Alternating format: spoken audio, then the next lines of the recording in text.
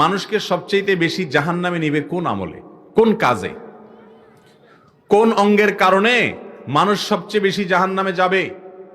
নবী করিম সাল্লাল্লাহু আলাইহি সাল্লাম বলেছেন আল ফাম ওয়াল ফরজ। এক্ষেত্রেও তিনি দুটি বিষয়ের কথা উল্লেখ করেছেন। তার একটি হলো মুখ, আরেকটা হলো লজ্জাস্থান। তিনি বলেছেন এই দুটি অঙ্গ অর্থাৎ মুখ এবং লজ্জাস্থান, এগুলোর কারণে মানুষ সবচেয়ে বেশি জাহান্নামে যাবে। কারণ এগুলোর মাধ্যমে যে পাপ হয়, এই অপরাধ, এই গুনাহ হয় সবচেয়ে ডেঞ্জারাস, সবচেয়ে ভয়াবহ, সবচেয়ে বিপজ্জনক। এগুলো মানুষকে সবচেয়ে বেশি জাহান্নামে নিবে।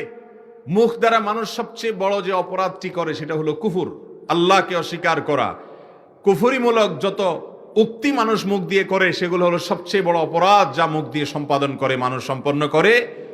আর এই মুখ দিয়ে মানুষ হারাম খায়, এই মুখ দিয়ে মানুষ মিথ্যা কথা বলে, এই মুখ দিয়ে মানুষ গীবত শিকায়েত করে, এই মুখ দিয়ে মানুষ গালমন্দ করে, এই মুখ দিয়ে মানুষ মানুষকে আঘাত করে, এই মুখ দিয়া শত সহস্র অন্যায় এবং অপরাধের কাজ মানুষ করে।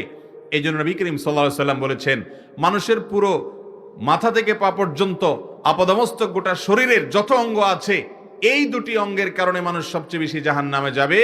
তার একটি হলো মুখ। এই মুখকে যদি কেউ নিয়ন্ত্রণ করতে পারে, হারাম খায় না তার এই মুখ দিয়ে, সে মুখ দিয়ে হারাম কথা বলে না, হারাম আচরণ করে না, এটা যদি হয়। আর দ্বিতীয়ত হলো লজ্জাস্থান। এটার যদি অপব্যবহার সে না করে, যথেচ্ছা ব্যবহার না করে, অন্যায় জায়গা ব্যবহার না করে, আল্লাহর আদেশ নিষেধের মধ্যে সে থেকে চলে, তাহলে সে জান্নাতে যায়।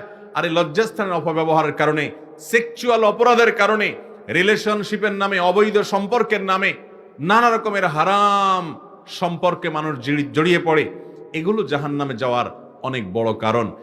কোন এক ইমাম, কোন একজন সালাফ বলেছেন যে আল্লাহর জমিনে মানুষ হত্যার পর লজ্জাস্থান দ্বারায় সংগঠিত অপরাধ বা সেক্সুয়াল অপরাধ, সেই যৌনতা, সেই সেক্সুয়াল অপরাধ, সেই জেনা, সেটা কখনো চোখ দিয়ে হতে পারে, কখনো মুখ দিয়ে হতে পারে, কখনো কল্পনা দ্বারায় হতে পারে, কখনো সরাসরি প্রত্যক্ষ জেনা হতে পারে। সহিহ মুসলিমের হাদিসে নবী করিম সাল্লাল্লাহু আলাইহি সাল্লাম বলেছেন জেনাল আইনি আন নাজর, চোখের জেনা হলো চোখ দিয়ে দেখা।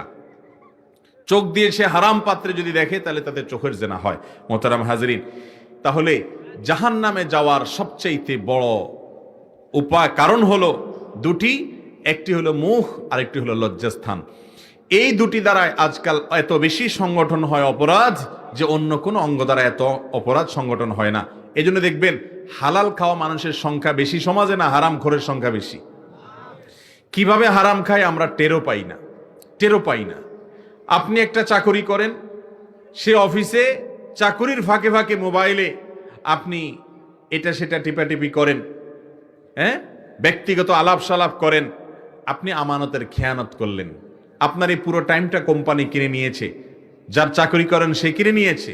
এই টাইমটাতে আপনি ফাঁকি দিয়ে ব্যক্তিগত কাজ করলেন, আপনি হারাম কাজ করলেন, আপনার ওই টাইমের উপার্জনটা হালাল হলো না।